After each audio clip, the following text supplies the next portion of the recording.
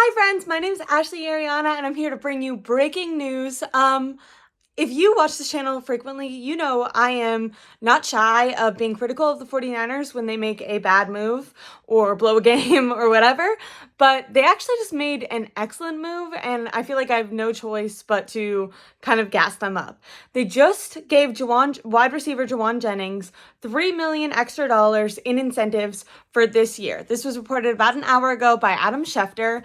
So this offseason, they tried to avoid drama, but then Jauan Jennings ended up kind of holding out, kind of holding in. He requested a trade, but then showed up for part of training camp. And then as soon as the pads came on, he said he had a calf injury, which we still don't know if is true or not, but it was alluded to by Kyle Shanahan that the 49ers training staff couldn't really find anything wrong with him.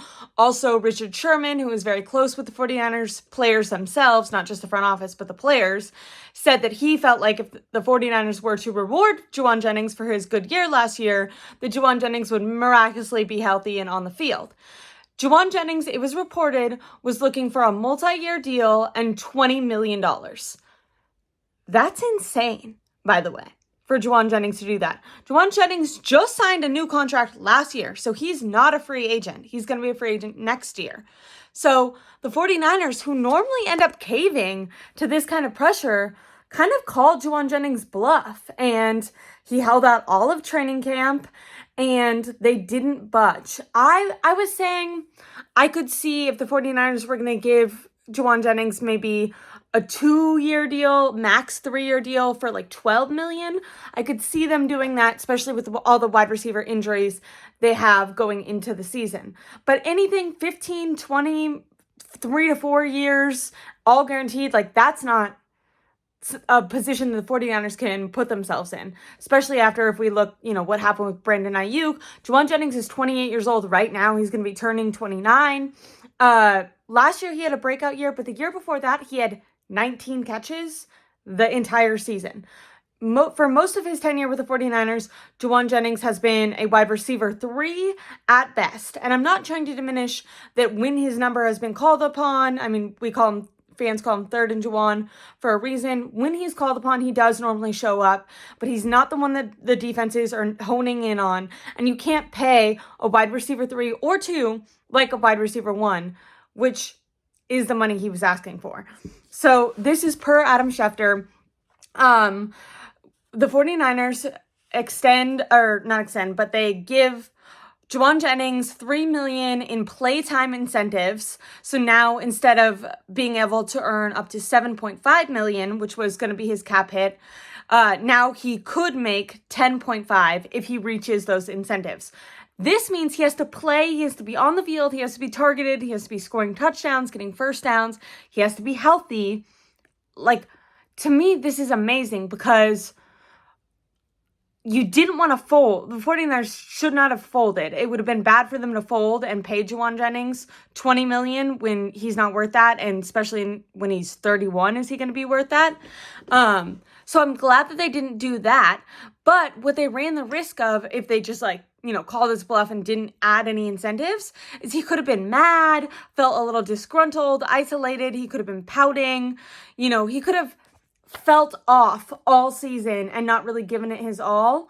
But this, because he's going to hit free agency at the end of this season, that's incentive to play well. That's motivation to play well because you're basically auditioning for other teams and you have this extra $3 million that you can get. So now, honestly, the one criticism or critique that I would have, and I don't know if they could have controlled this, Jauan Jennings maybe just wouldn't have agreed to this earlier. He was probably also trying to call the 49ers bluff. His agent is Drew Rosenhaus and pretty smart. So it probably had to wait till the last second because this is when Jauan would finally agree.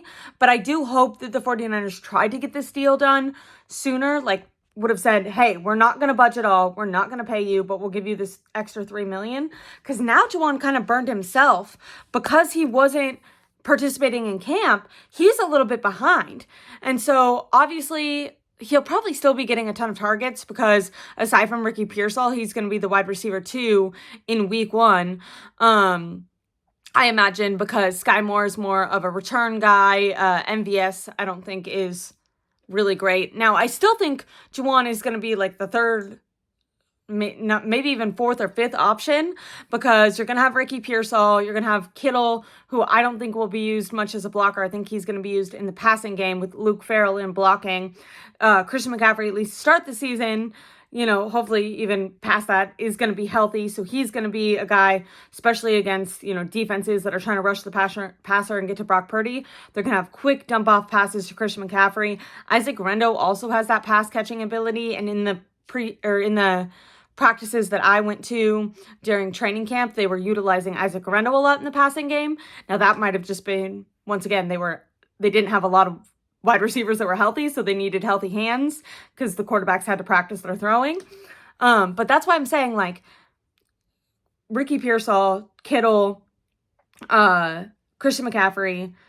I mean, Jauan is maybe the fourth option, and then, like I said, there are other options that Brock Purdy could be going to, or that Kyle Shanahan could be scheming up.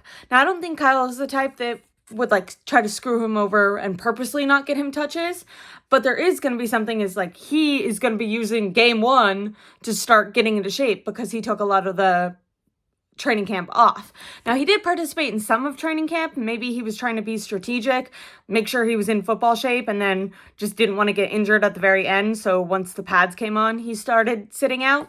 For most of this offseason, it was said that he had a calf injury. It's been gone back and forth whether or not this calf injury was real or not. Kyle Shanahan kind of alluded to not feeling like it was real. He basically said the 49ers training staff couldn't figure out what was wrong with him, but the Jauan said he was hurt.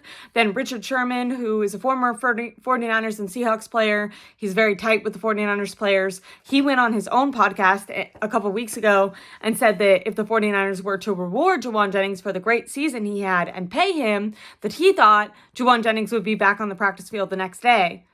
Basically alluding to the fact that he's faking this calf injury and just holding in. Because the thing with training camp is if you miss it and you're not injured, if you're just holding out, they fine you. So he didn't want to lose out on that money. So hopefully for Jauan's sake, if he's going to reach this 10 million and for the 49ers who are going to need him until, DeMarcus Robinson, he's going to miss the first 3 games with that suspension. And then Brandon Ayuk is going to come back anywhere from, week 5 to week 10, probably.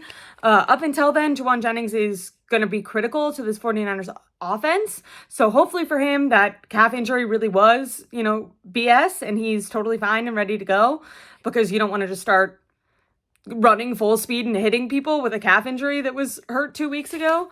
But being that he has been a full go, like today, he was a full go at practice. I imagine that, this deal was already agreed upon before Wednesday's practice, which is tonight. Tonight, it's Wednesday night. But I imagine that they agreed to it earlier, which is why Jauan is now back out on the field. So instead of agreeing to a long-term deal and overpaying Jauan Jennings, the 49ers stuck to their guns, but instead of just leaving him disgruntled and mad, they did add $3 million, which is not much at all, but it's enough, to play for, especially if you're Jauan. He's, was a 7th round draft pick. He hasn't made a ton. I mean, for us normal people, he's made a couple $1 million, but it's not like he has like $100 million. $3 million does matter to him. So instead of pouting and being mad and frustrated, he actually has motivation, incentives to play and to play really well, aside from the fact that he's a free agent next year. So, if those reports are right, that he wants $20 million a year and a multi-year deal, that's even more motivation for him to play really well this year. I don't know. I think this is a really good move by the 49ers. What did I say? They could have not given him anything, but they're making him happy and motivated. I'm just looking at my little notes because I was out at dinner when I saw this breaking news. Reported that he wanted that $20 million. 49ers stuck to their guns, which normally they crack at the end, which is probably why this didn't get done for so long. He's 28 years old, so that makes it a little risky, and he could end up being behind Ricky Pearsall, DeMarcus Robinson when he comes back, Christian McCaffrey, Kittle, Isaac Rendo was even catching passes. Jordan Watkins is way more of a deep threat. So when he's healthy, he has a high ankle right now. So he might not be healthy week 1. And then obviously when BA comes back, I mean, that's 4 to 5 hands that might get the ball before Jauan Jennings. So it makes sense to not want to give that guy $20 million. Now, to start the season, he's going to be, wide receiver 1, 2. And we saw in the Super Bowl, even when a ton of those stars were healthy in there, Debo was still on the team, Brandon Ayuk was healthy, Brock Purdy was going to Jauan. It's very possible that he balls out again this year, has another 1,000 or more year, and maybe the 49ers do end up giving him, maybe it's not another team. He's going to be a free agent, but that doesn't mean the 49ers won't end up rewarding him.